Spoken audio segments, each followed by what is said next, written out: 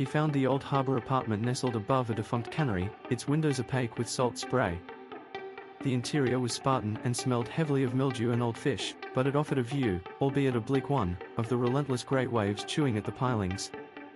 Elias set up his meager collection of professional tools, a secure laptop, satellite phone, and the printed files on Carter Rourke. Rourke, 42, married, a lifelong deckhand. Disappeared from his home 4 days ago, leaving his wallet and keys, the only sign of struggle being an overturned chair in the kitchen.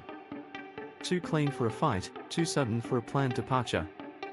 As Elias plugged in his equipment, a low, guttural sound scratched at the peeling paint of the threshold. He glanced over and saw a creature of profound blackness sitting sentinel, a cat whose coat seemed to absorb all available light, its eyes two unsettling pinpricks of brass. It was utterly silent save for the low rumble in its chest. Rule 5, Elias noted ironically, retrieving a tin of tuna from his meager supplies. He placed the fish down on a scrap of newspaper. The cat didn't move toward the food immediately, it simply stared at Elias, a gaze that felt ancient and assessing, before finally beginning to eat with quiet, savage efficiency. Elias turned back to the screen, forcing the image of the strange, observant animal out of his mind. He needed to focus on the objective data, police reports, weather patterns, known local enemies. Dusk fell quickly, replaced by a suffocating darkness that the meager streetlights could barely penetrate. Elias worked through Rourke's financials, searching for illicit activity, but found only the monotonous rhythm of a working man's life. The cat had finished its meal and was now curled into a tight, impossible knot on the windowsill, motionless. The only sound was the damp flapping of the fog against the glass, until a new sound pierced the isolation. It was faint, distant, but undeniable, a soft, ragged hiss that seemed to coil around the building, rising and falling in unintelligible patterns. Never answer the whispers. Elias paused, listening intently. It sounded like the wind catching in a broken pipe, perhaps. He tried to ignore it, refocusing on the spreadsheets. But then came the other sound. It was distinct, closer than the whispers, and horrifyingly human, a high-pitched, manic laughter, wet and uncontrolled, echoing momentarily between the slick docks. It cut off abruptly, swallowed by the fog. Elias felt a sudden, sharp coldness bloom in his chest, a sensation that transcended the natural chill of the room. He walked quickly to the window, peering out into the vaporous gloom. Nothing. The street was empty, the harbor silent except for the slap of the water. He pulled out the laminated card and stared at the first rule, never acknowledge the laughter.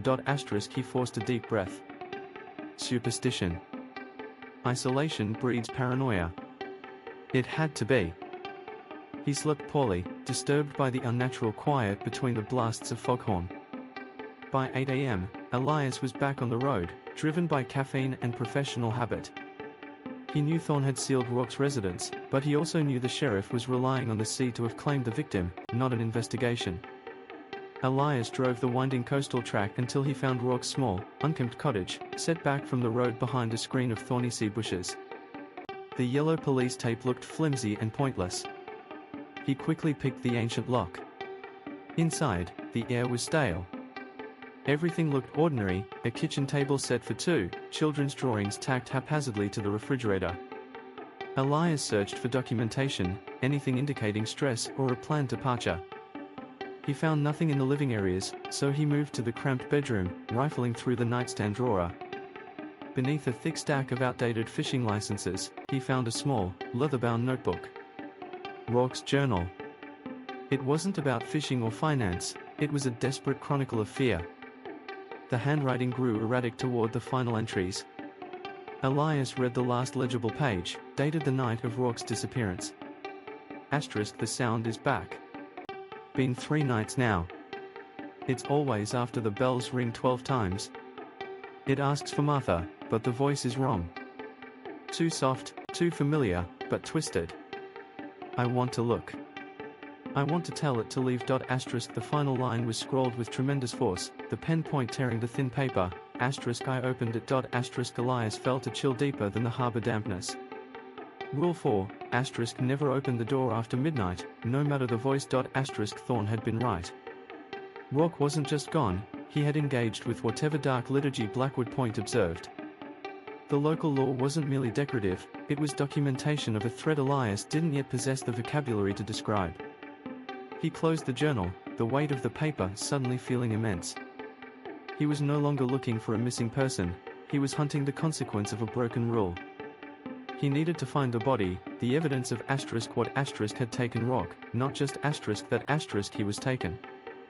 He slipped the journal into his jacket pocket and walked back outside, his steps crunching on the shells embedded in the driveway gravel. As he looked back at the small, dark cottage, a thin shape flashed across the periphery of his vision, a flicker of motion near the window, too quick to identify, yet leaving behind the distinct, metallic scent of ozone and salt. He spun around, but the sea bushes were still.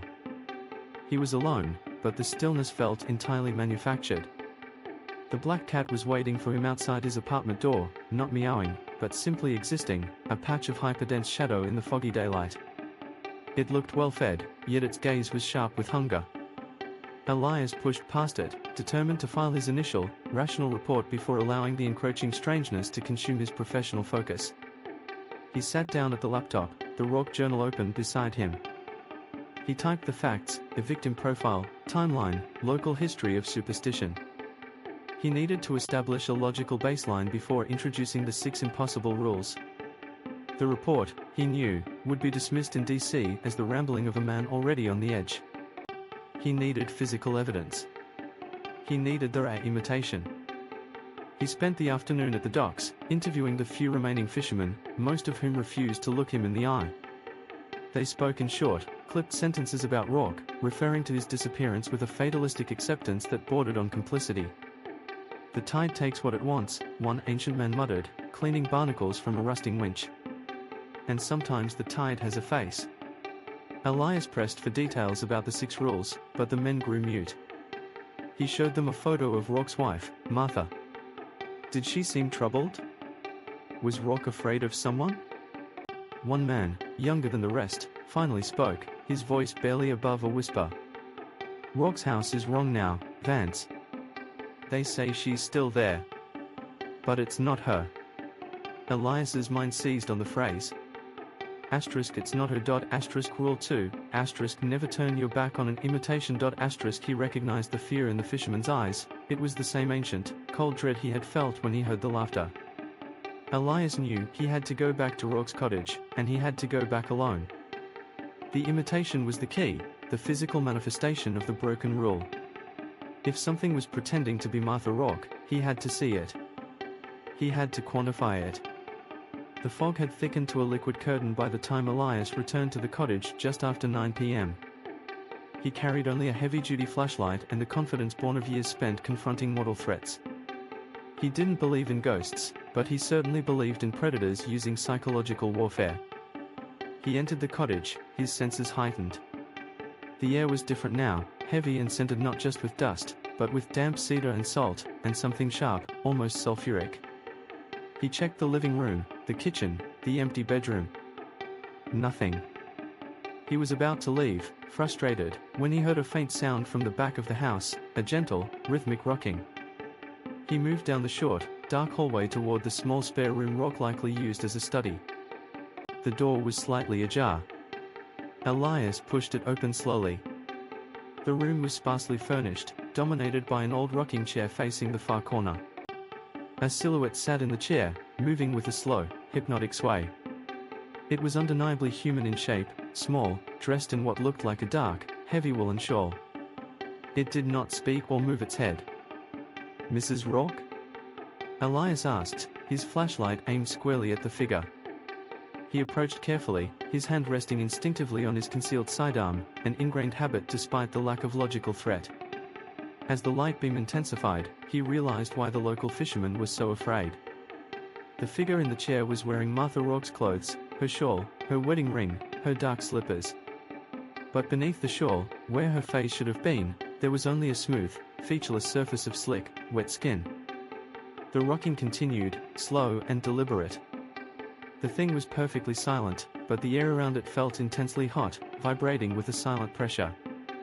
It wasn't an elaborate costume, it was a void wearing a woman's shape. An imitation. Elias felt the professional calm finally shatter. He understood the rule immediately, instinctively, He could not turn his back on this thing. If he did, he would be giving it the opportunity to define the space behind him. He stood frozen, his flashlight beam wavering slightly, caught between the rational urge to flee and the terrifying need to observe, to understand what impossible, wet horror Blackwood Point had introduced into his objective reality. The steel cabinet smelled faintly of mildew and motor oil. Elias pressed his head against it, trying to equalize the pressure in his ears, which still rang with the echo of Victoria's, mechanical sound. He tried to reconcile the image of his dead sister's voice with the triumphant, wet laughter that followed. The cognitive dissonance was excruciating.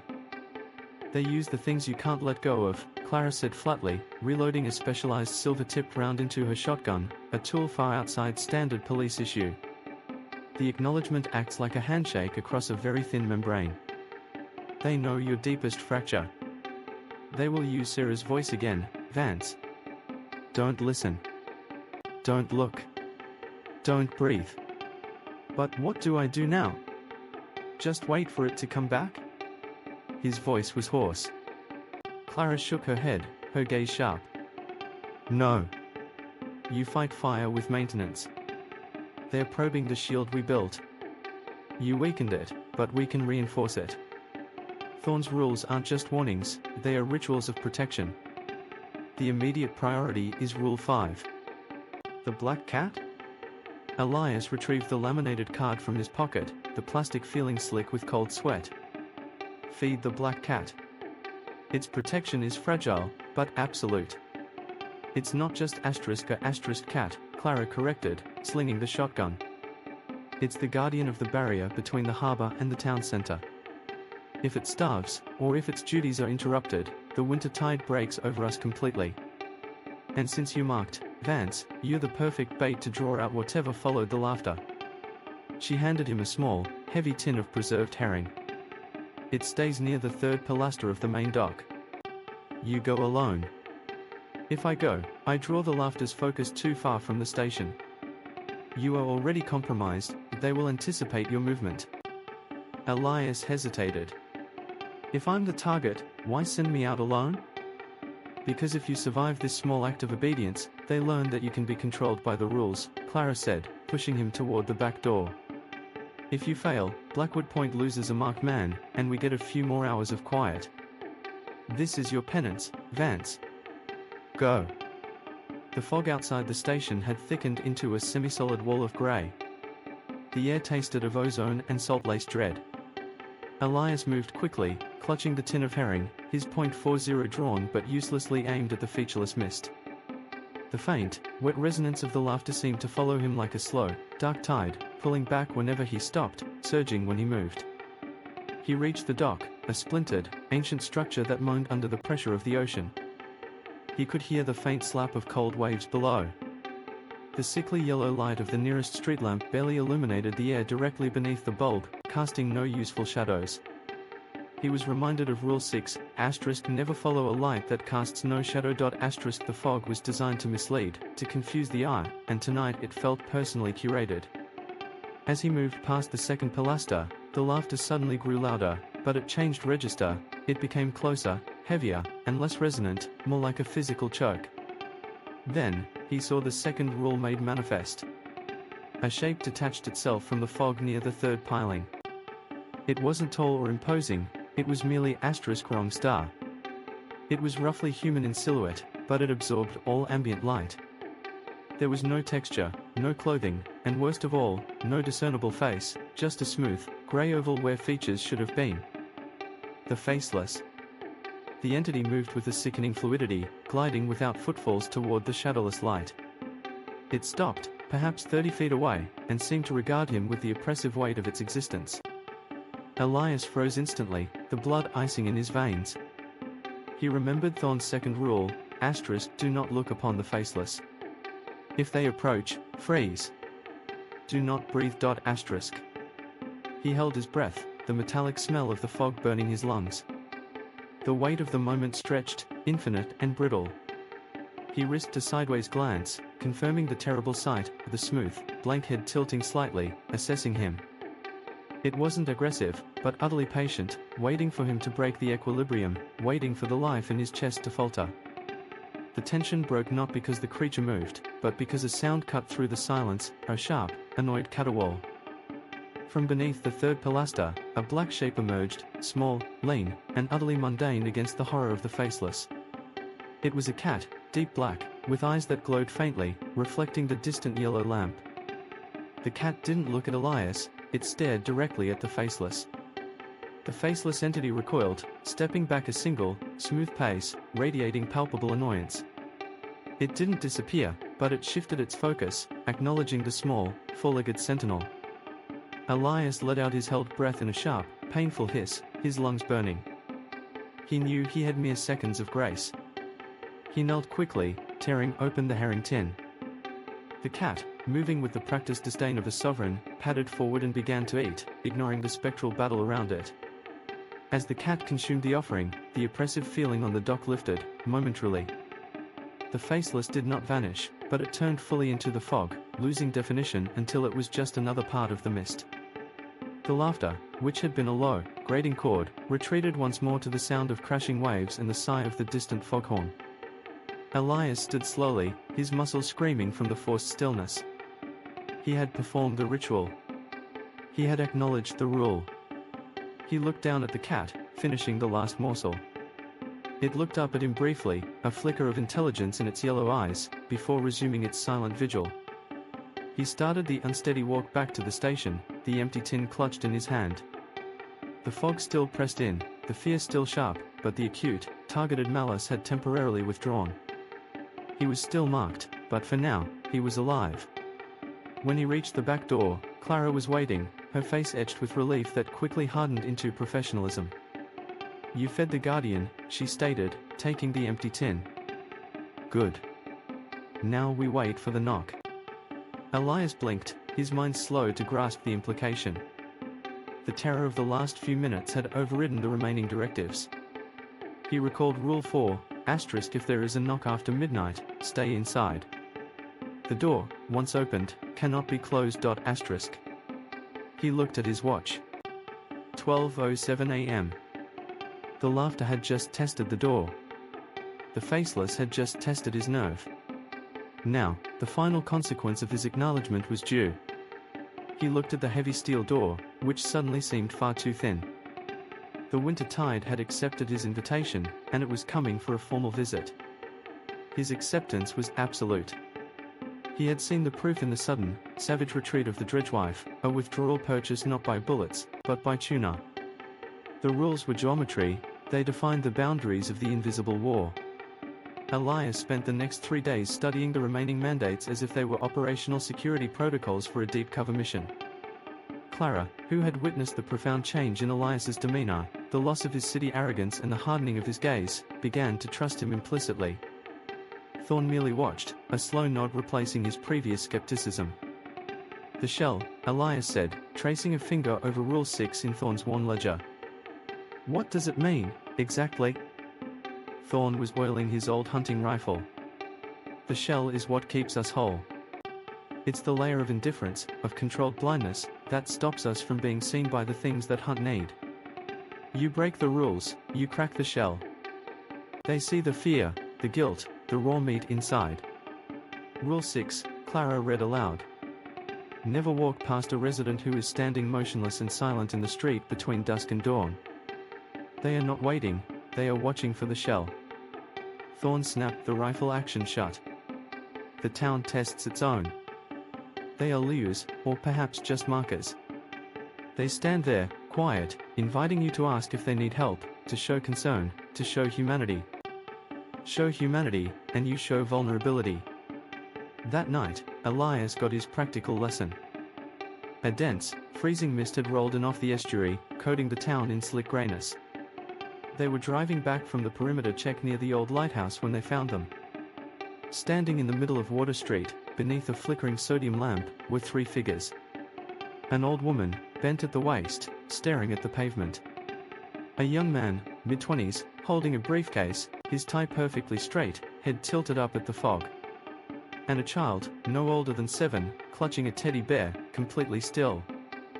They were statues of flesh and blood, completely silent, utterly motionless. They did not seem to breathe. Elias instinctively started to slow the cruiser. They're just standing there. Something's wrong. We should check on them. Thorn's hand clamped down hard on Elias's shoulder, a gesture devoid of emotion but heavy with warning. Drive, Vance. Keep the speed steady. Do not slow down, do not look at them, and do not, under any circumstances, speak their name. Elias felt the compulsion to intervene claw at his conscience. It was Sarah's voice, the memory of her pleading, the instinct of the city detective who always stopped for trouble. The figures looked so pathetic, so vulnerable. He glanced in the review mirror, but the mirror only showed the thick swirling fog. They might be hurt, Sheriff, Elias insisted, though his voice was thin. They are perfectly fine, provided you do not engage, Thorn hissed, eyes fixed forward.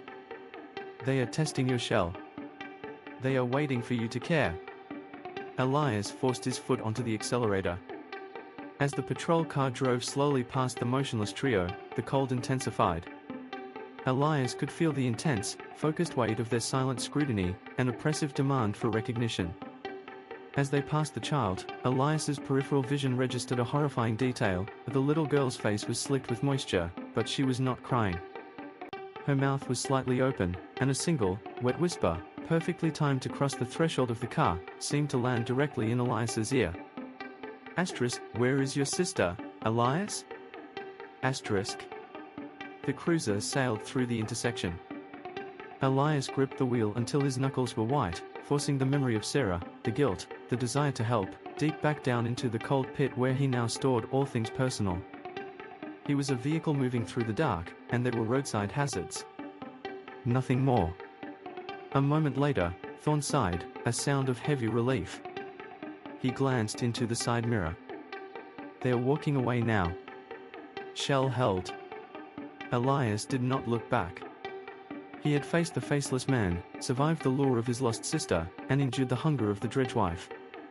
But this, the deliberate, agonizing choice to withhold compassion, to ignore the fundamental urge to help the lost, this was the true sacrifice Blackwood Point demanded.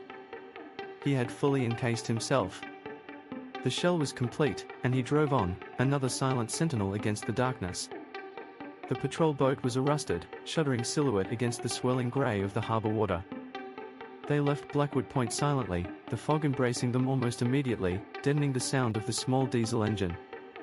Clara navigated expertly, her eyes fixed on the low pulse of the GPS Thorn had provided, a specialized unit immune to the worst distortions of the area.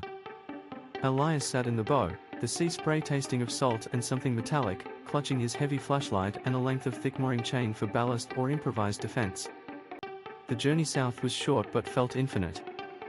The air grew colder, and the fog intensified until it was less a meteorological event and more a suffocating presence.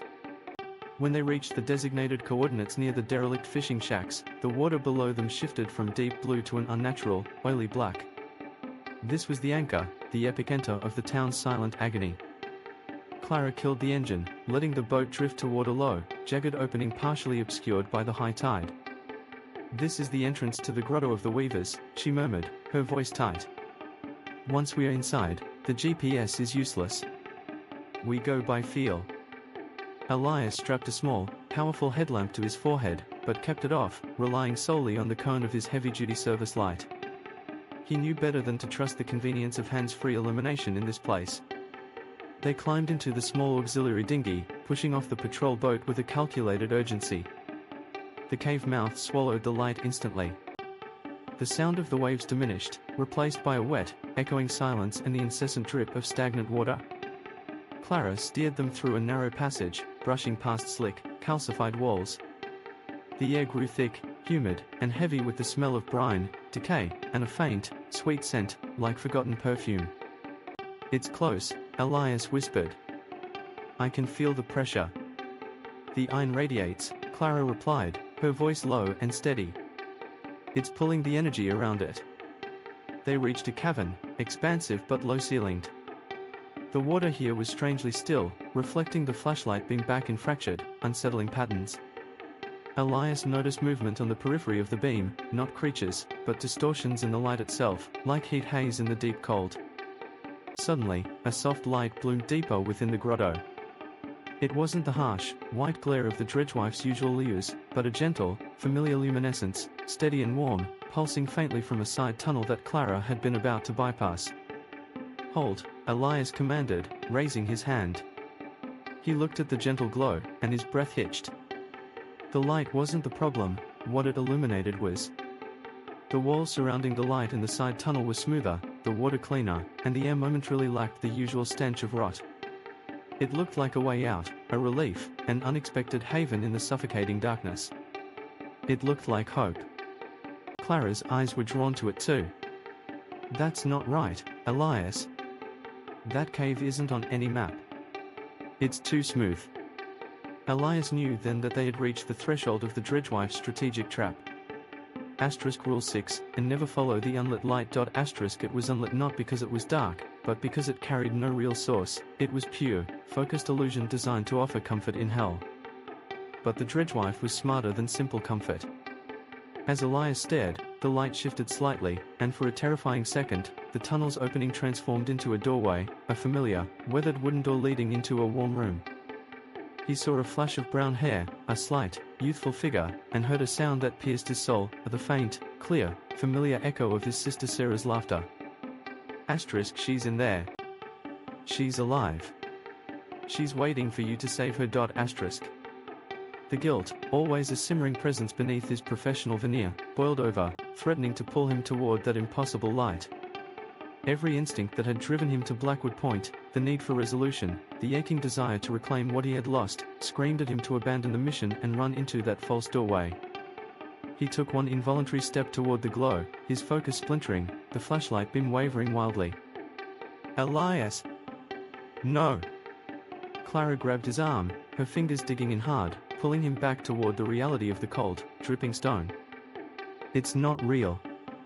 Look at the water!" Elias forced his eyes down. The water reflecting the soft, inviting glow was moving, churning slightly, not with waves, but with an unnatural, hungry current pulling toward the tunnel.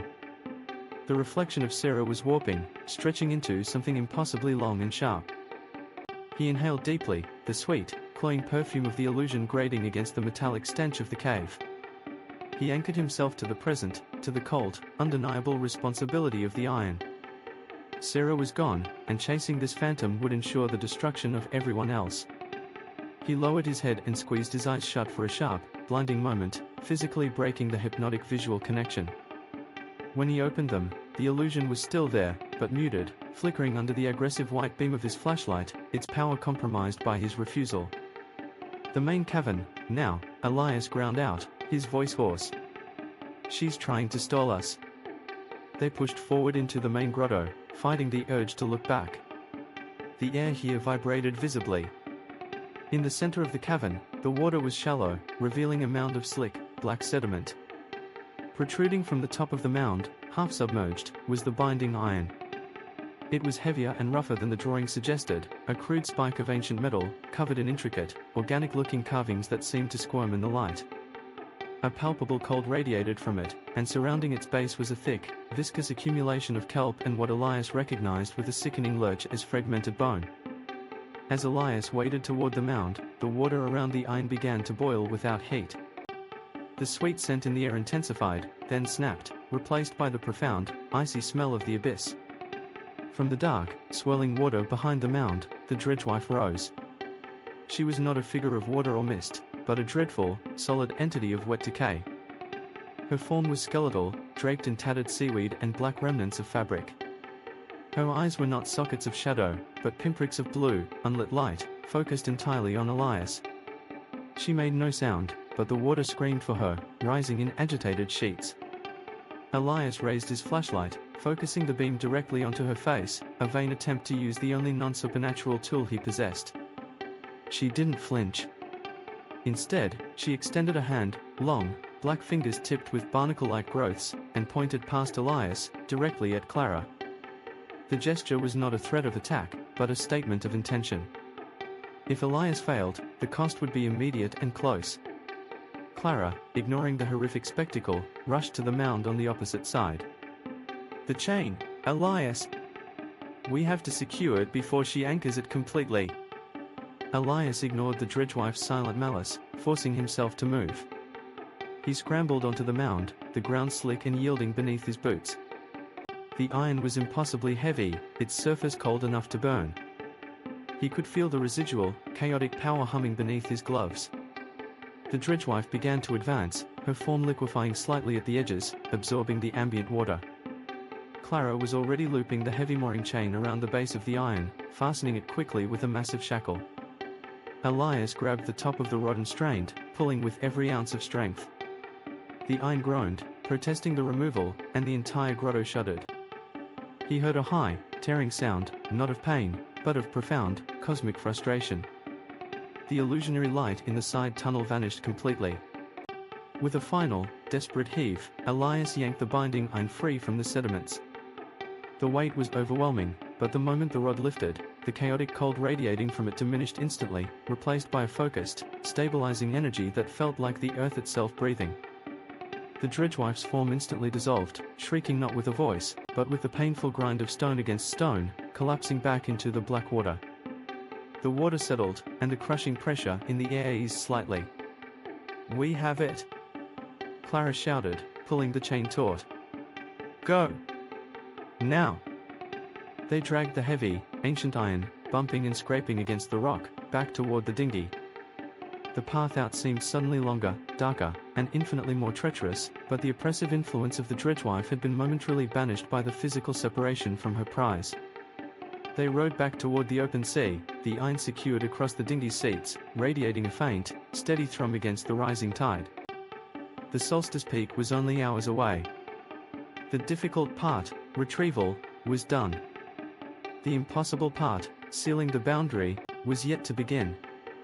They had secured the lock, but now they had to run the deadly gauntlet back to the keepers before the veil thinned entirely. The icy air of Blackwood Point felt thin and ragged as Elias and Clara descended into the network of sea caves, a labyrinth carved by millennia of relentless tides. The entrance was a jagged moor beneath the crumbling cliffs, smelling of brine, decay, and something metallic, something unnatural.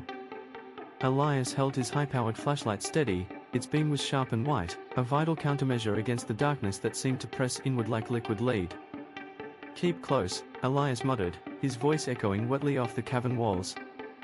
He gripped the heavy shotgun Thorn had insisted they carry, though he knew bullets were useless against the true enemy. The real weapon was adherence to the rules. Clara moved with the practiced stealth of a coastal native, her breath fogging in the frigid air. "We're past the tide line now. The keepers say these caves are where the veil is thinnest. It's where they breed the worst lies." They had entered the domain of Rule 3. The whispers weren't faint suggestions anymore. They were a collective roar trapped within the rock, 1,000 voices overlapping, weaving doubt and despair. "You failed her, Elias. You let Sarah drown. Clara, you shouldn't have trusted him. He brought the stain here." The voices were surgically precise, targeting their insecurities. Elias felt the familiar twist of agony in his gut, but the recent trauma had built a fragile shield.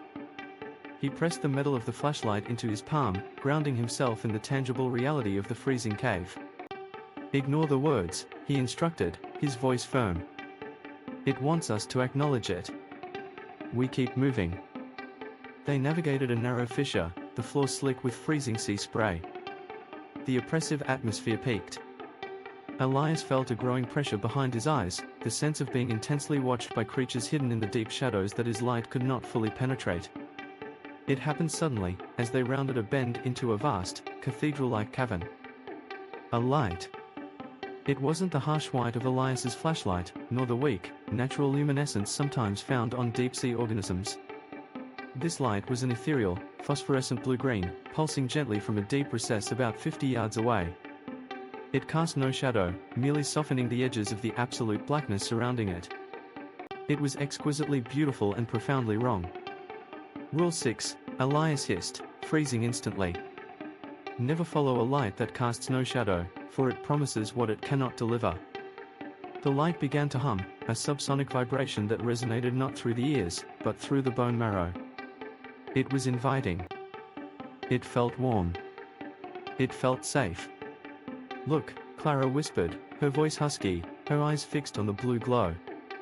It looks like an exit. Or maybe a beacon marking the location.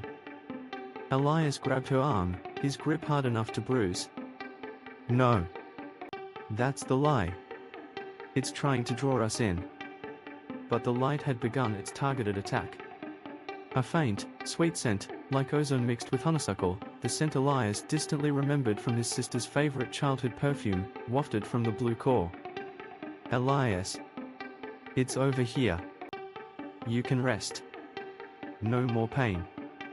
The emotional pull was so strong that Elias's knees weakened.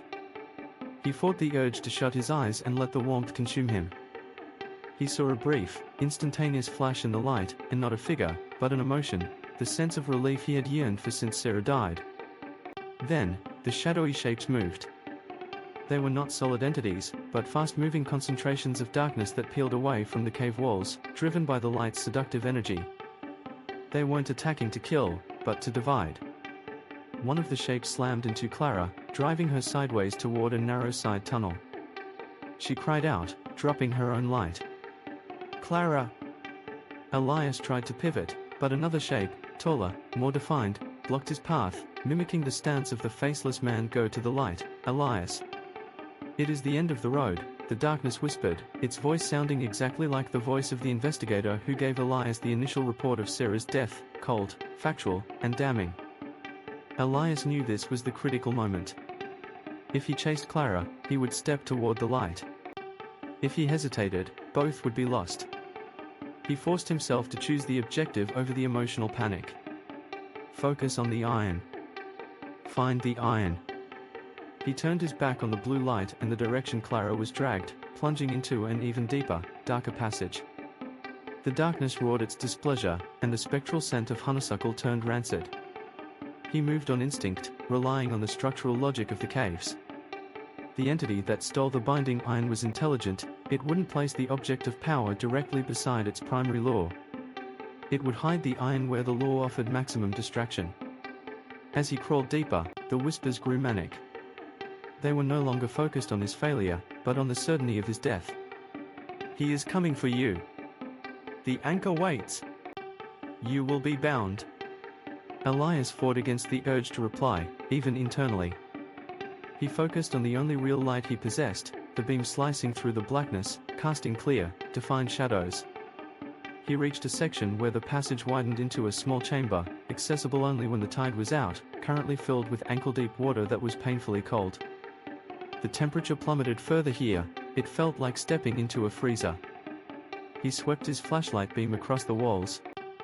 Unlike the previous section, this space was silent, save for the rhythmic drip of water. This silence was worse than the cacophony. It meant the entity was waiting. He found it tucked into a narrow fissure, half submerged in the tide pool, guarded by a shimmering field of cold energy that crackled slightly. It was the binding iron. It wasn't a sword or a scepter, but a massive, brutally simple length of ancient, corroded iron, nearly 4 feet long and as thick as a man's forearm. It looked less like a relic and more like a sacrificial post. Despite the freezing water surrounding it, the iron radiated a subtle, internal heat. As Elias reached for it, the residual manifestation of the thief solidified. It wasn't one of the known entities, but a hunched, black shape, pure shadow-given dimension, that emitted a wet, clicking sound. It lunged, not with claws, but with the intent to crush the iron where it lay. Elias reacted instantly. He used the shotgun as a club, slamming the butt end into the creature's dense, viscous form. The impact was sickeningly dull, but the creature recoiled, its attention momentarily diverted. With a grunt of effort, Elias snatched the iron from the water. The moment his fingers closed around the cold, heavy metal, the surrounding energy field dissolved. A wave of intense power pulsed through Elias's body, sharp and overwhelming, chasing away the cold and the residual psychic pressure of the whispers. The iron was not merely an artifact, it was a container, a dense repository of the area's stored binding energy. The effect was instantaneous and violent. The entire cave structure seemed to convulse. The whispers that had been targeting Elias shrieked and fell silent, replaced by a deep, guttural sound of frustration, the sound of the anchor. Elias! Get out! Clara scrambled back into the chamber, bruised and soaked, her eyes wide with terror but focused. They separated us. I think they wanted me to chase the light while you grabbed the iron. Now they know we have it." Elias held the binding iron horizontally. It glowed faintly red in the darkness, a comforting, solid heat against his freezing hands. "The iron is radiating energy," Elias said, feeling the immense weight of the object, and the responsibility, settle upon him. "It's hurting them." Before Clara could reply, the ground began to shake violently. The rhythmic sound of the ocean was replaced by a churning, sickening rush of water. They could hear the echoing boom of the anchor approaching, its bulk too enormous for the small chamber. The immediate danger wasn't the psychic warfare anymore, it was the physical consequence of their theft. They had stolen the foundation of the barrier, and now, the entities wanted it back. They had to get the iron to Thorn before the entire cavern collapsed, or before the monstrous entity outside blocked their exit.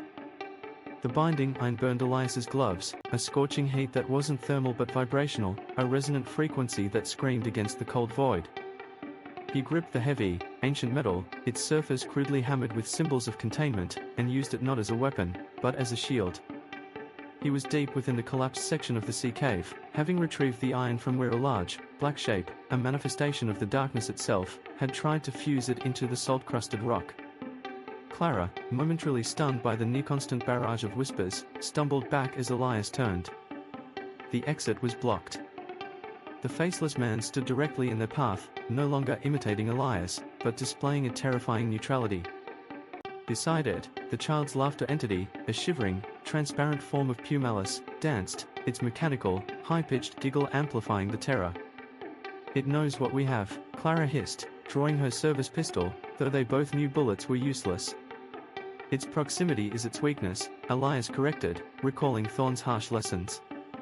He lunged forward, not swinging the iron, but holding it steady, like a spear point. The faceless man, which always relied on confusion and mirroring, recoiled violently from the pure, unadulterated essence of order the iron represented. Where the metal touched the air near the entity, the darkness visibly withered, peeling back like scorched skin. Elias forced a narrow path through the throng of shadows. The child's laughter shrieked, a sound that threatened to rupture Elias's eardrums, but it too kept its distance. They scrambled out of the cave entrance and began the desperate, exhausting climb up the slick, moss-covered cliff face toward the town. The sound of the sea, usually a dull roar, was now a deafening, unnatural chorus. The fog, thick and oily, seemed to press down on them, actively trying to hold them back. "Hurry, Elias!" Clara screamed above the gale. "The winter tide is peaking." They reached the top, sprinting the final 100 yards toward the dilapidated pier where the keepers had begun the ritual. The scene that greeted them was one of terrifying, desperate chaos. The 6 remaining keepers, led by Thorn, were huddled in a tight circle around a massive chalk sigil etched into the ancient wooden planks of the pier. They were chanting the binding words in the forgotten dialect of Blackwood Point, their voices strained and thin against the storm of the encroaching entities. The energy flowing from the ritual was a faint blue light, but it was being suffocated by the sheer weight of the darkness pushing in from the ocean. Entities were everywhere. Not the named, strategic ones, but hundreds of writhing, black forms, shifting shapes born from the collective fear and failure. They were tearing at the edges of the ritual circle, their silent hunger palpable. Thorn spotted Elias and Clara, his face a mask of strained focus. "The iron, Vance! Now! The seal is failing!" Elias surged forward, thrusting the binding iron toward Thorn. Just as Thorn reached out, the ground shuddered with seismic force. The ritual light flickered and died. The keepers cried out, their defenses broken. Then, the true horror arrived. From the churning, black depths where the ocean met the pier, a shape began to rise. It was not a creature of flesh or even recognizable form, but a concentration of absence, an abyssal, crushing void the size of a fishing trawler. This was the anchor. It was the ultimate manifestation of the boundary's dissolution, the sinkhole where all the rules and all the protective magic failed. Where it appeared, the fog didn't just thicken, it ceased to exist, replaced by pure, light-swallowing blackness. The anchor rose slowly, effortlessly, and the sound it made was the sound of a universe collapsing into itself, a deep, resonating hum that vibrated in the bone marrow. Thorn didn't hesitate. He seized the binding iron, but instead of completing the ritual circle, he held it vertically, bracing himself. "It's too late for the standard binding," Thorn stated, his voice calm amidst the maelstrom. "It senses the failure. It's here to take the point." He locked eyes with Elias. It was a look of complete understanding, recognition, and the heavy transfer of an unbearable burden. "Elias, Clara," Thorn commanded, his voice sharp and absolute. "You will create the final barrier. Use the iron as an anode.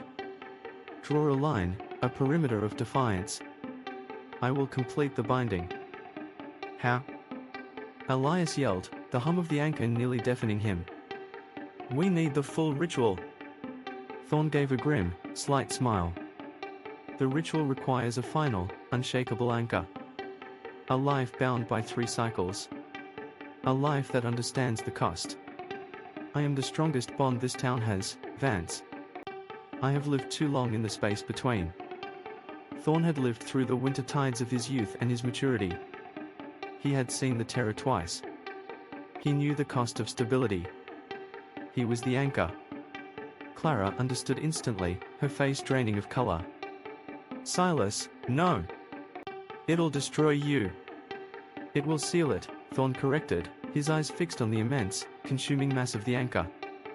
Elias, tears stinging his eyes, not from sorrow, but from the searing reality of the sacrifice, knew there was no arguing. Thorn wasn't making a choice, he was fulfilling a duty etched into his very being. Thorn thrust the glowing iron into Elias's hands. "Hold the line, Elias. Hold the line and live. You are the watchman now." Elias and Clara, driven by a desperate, shared understanding, dropped to their knees, dragging the tip of the binding iron across the soaked pier planks, forming a hasty, desperate arc of protection. Where the iron touched the wood, a brilliant, painful blue light erupted, searing the planks and driving the surrounding shadows back with fierce repulsion. As the light flared, Thorn stepped away from the perimeter, walking deliberately toward the gaping black maw of the anchor. He stood on the very edge of the pier, his silhouette stark against the raging sea. He raised his hands, palms outward, not in surrender, but in defiance. "I have kept the watch," Thorn roared, his voice miraculously cutting through the void hum, ringing with ancient power. "I have paid the price in silence and sorrow. I offer my bond, my memory, and the full measure of my vigilance." The anchor reacted instantly, recognizing the core offering. The vast black shape lunged forward, the air around it compressing violently. As the anchor consumed the physical space between them, Thorn began the final, personal spell. He didn't use the archaic words of the keepers, but words of commitment, pain, and ultimate duty. "I bind the edge. I am the silence. Until the next cycle." As he spoke the final words, a pillar of blinding, ice-cold blue energy erupted from Thorn's body, meeting the dark hunger of the anchor head-on. The clash was apocalyptic. Elias and Clara shielded their eyes, the pressure differential nearly rupturing their eardrums. The energy was a desperate struggle between order and absolute chaos. For a terrifying second, the darkness seemed to engulf the blue light entirely.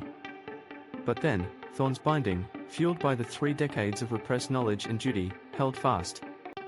The blue energy didn't just push back, it locked into the darkness, sealing it not with magic alone, but with the undeniable weight of a human soul's commitment. There was a final, shattering crack, the sound of an impossibly strong lock snapping shut. A massive, cold shockwave radiated out from the pier, sweeping over Blackwood Point.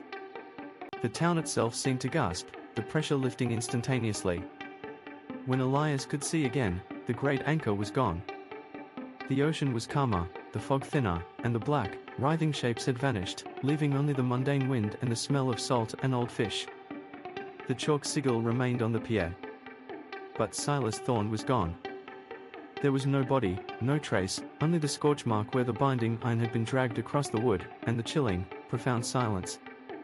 The winter tide was over. The price had been paid. The silence that settled over Blackwood Point was not peaceful, it was absolute. It was the heavy, echoing vacuum left by an unimaginable expenditure of energy and life. The air was cold, sterile, and entirely devoid of the lullaby, the whispers, or the mechanical laughter. Elias slowly stood up, the binding iron still hot in his hands. He looked at Clara, whose face was streaked with soot and tears, but whose eyes held a new, hardened clarity. They were the only two left on the pier, the keepers having retreated into the shadows of the town to mourn and begin the 30-year wait. They had survived. But survival in Blackwood Point meant inheriting the duty. Elias looked out at the ocean, now just a cold, grey expanse under the returning, mundane fog. The line had been held, but the burden remained. His initial skepticism, his rational, clinical drive to prove the supernatural was merely a collective delusion, had been brutally extinguished. He had found his truth, and it was a terrible one. He looked down at his blooded, trembling hands, then at the binding iron, the symbol of the struggle. He wasn't Elias Vance, the investigator seeking closure for his sister's death, anymore. He was the watchman. Clara stepped forward, reaching into her pocket. She held out Silas Thorne's tarnished, heavy sheriff's badge. It was a simple, silver star.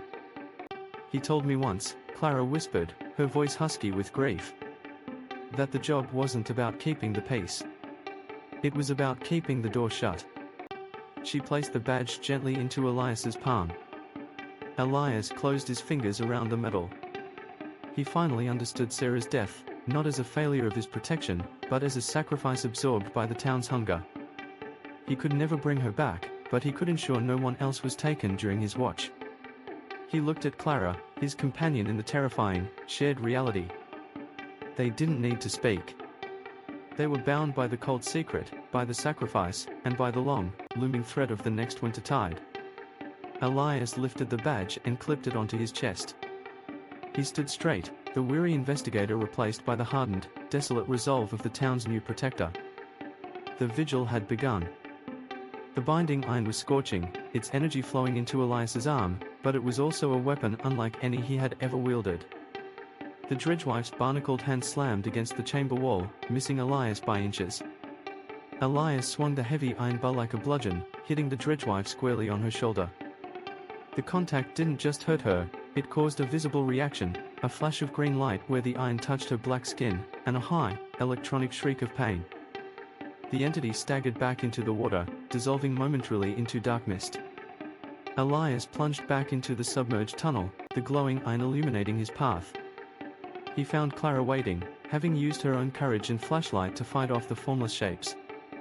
"You have it," she gasped. "We move, now," Elias ordered. The iron was too heavy to run with easily, but its protective aura was palpable. As they ascended, the entities were less aggressive, keeping their distance, hissing and shrieking, unable to cross the perimeter established by the iron's pure, sealing power. They reached the mouth of the cavern just as the moon, massive and cold, crested the horizon, the exact moment of the solstice. The entire town was screaming. The combined mechanical laughter, the relentless knocking, and the cacophony of the whispers had fused into a single, unbearable sound. Outside the cavern, the fog was replaced by an electric green miasma, and shapes, larger, faster, and more defined than the faceless man, moved through the streets, tearing at the few remaining ward stones. "The church!" Clara yelled, running ahead. "The keepers are waiting!" They sprinted through the devastated harbor district. The air was heavy, charged with destructive energy. Elias felt the drain on the iron, its heat intensifying as it repelled the desperate attacks of the smaller entities attempting to swarm him. He saw Mr. Whiskers, the black cat, crouched near a shattered window frame, his back arched, green eyes blazing against the encroaching chaos, fighting to maintain the last thread of the station's boundary. They reached the ancient church, the only structure resisting the onslaught. Sheriff Thorne and the three keepers stood inside, arranged around a massive, circular altar carved from slate. "The iron, Vance!" "Now!" Thorne commanded, his face etched with strain. Elias dropped the heavy bar onto the altar. It settled with a resounding clang, and the orange glow flared violently, pushing back the green light seeping through the stone walls. Mrs. Graves, the elder keeper, stepped forward. She began chanting in a language that sounded older than Blackwood Point itself, placing small, geometric stones along the iron bar. The other keepers joined in, their voices weaving into a resonant harmony that was painful to Elias's ears but visibly stabilizing the environment. But the dredgewife had pursued them. She burst through the main wooden doors, ignoring the pain of the spiritual gunpowder that guarded the threshold. She was enraged, driven entirely by the need to destroy the seal. She lunged directly for the altar. Thorn, without hesitation, drew a short, wicked-looking iron knife. "This is the sacrifice the tide demands." He lunged toward the altar, not to defend it, but to complete the ritual. The binding iron required not just energy absorption, but a focused channel of life to solidify the seal. The dredgewife reached the altar first, her barnacled claws sweeping the ground. Before she could touch the iron, Thorn intercepted her. He didn't fight her, he drove the knife deep into his own chest, directly over the iron. His blood, hot and pure, sprayed over the altar and instantly reacted with the iron. The effect was instantaneous and overwhelming. A pillar of pure, white light erupted from the altar, slamming into the dredgewife. She didn't dissolve or fade, she was violently compressed, twisted, and sucked inward toward the iron bar. Her scream was no longer metallic or electronic, it was the raw, desperate sound of a creature being forced back into an intolerable prison. The light subsided, leaving a profound, resonant silence. The dredgewife was gone. Sheriff Thorn lay slumped over the altar, his eyes wide and unseeing, having given the iron its final, necessary charge. The chaos outside evaporated instantly. The unnatural light faded, the laughter stopped, and the overwhelming torrent of whispers was reduced to the gentle sigh of the retreating ocean tide. Blackwood Point was still grey, still cold, but the boundary held. Clara rushed to Thorn, weeping, but the keepers gently pulled her back. The ritual was complete. Elias stood over the altar, the scent of sea salt and old iron strong in the air. He had faced the chaos and survived, but at the cost of the last logical authority figure he had known. He looked down at the laminated card still clutched in his hand, the 6 rules, now proven to be the laws of a reality he was irrevocably bound to. The next morning, the fog had lifted slightly. The state investigation into Carter's disappearance was officially closed, labeled as a lost at sea.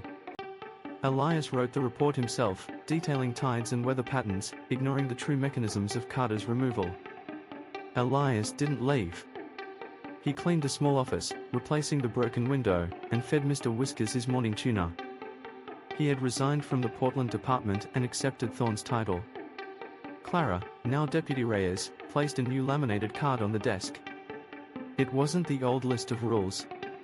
It was a single line, crisply typed, Sheriff Elias Vance, Blackwood Point. She looked at him, her eyes reflecting the years of weariness now shared between them. "Welcome home, Detective." Elias Vance, the former champion of logic, placed his